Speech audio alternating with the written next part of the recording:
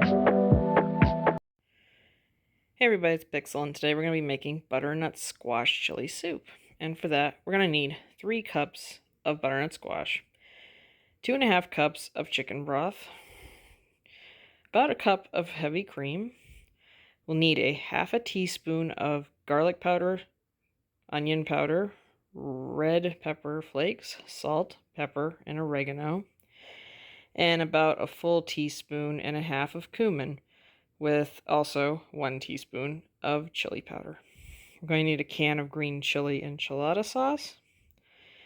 And for the end of it, when it's done, some tortilla strips to put on top. Those are optional, of course. But you know the drill. Let's get going. And starting our soup is pretty simple. You would cut up your butternut squash into chunks, all relatively around the same size. Already added our spices to the top. And next will be our verde and our cups of chicken broth. This is going to go on low for the next 8 hours.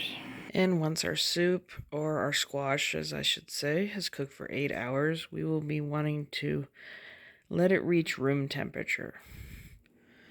Okay, I've taken the liberty of already putting half of our mixture into the blender, but we will be adding about a half a cup of our cream and blending it in 2 intervals, so until it's smooth.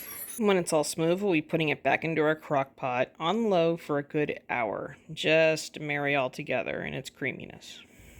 Okay, our soup is finished. It cooked for a good hour or 2 in the crock pot to warm back up, and it honestly looks pretty good. Put some of our tortillas on it. Gonna get ourselves a nice little bite of it, see how it is. Well, first thing I noticed about it is it does have a little kick from the chili and cumin, I'm guessing. It's not a bad one, but if you don't want that little pop of heat, then don't add the chili to your recipe. And then the squash kind of gives it a nice, contradicting, smooth texture to ward off the heat in the back of your mouth. And it's an overall pleasant little soup. I can see it going well for the beginning of fall when all the squashes are starting to come out and getting ready to eat. I think it would be a really good soup for the fall weather.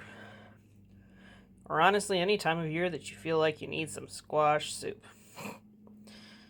So if you have any thoughts on the soup, like what you saw, don't like what you saw, you know the drill. Leave me a comment, leave me a like, and I will see you in the next video.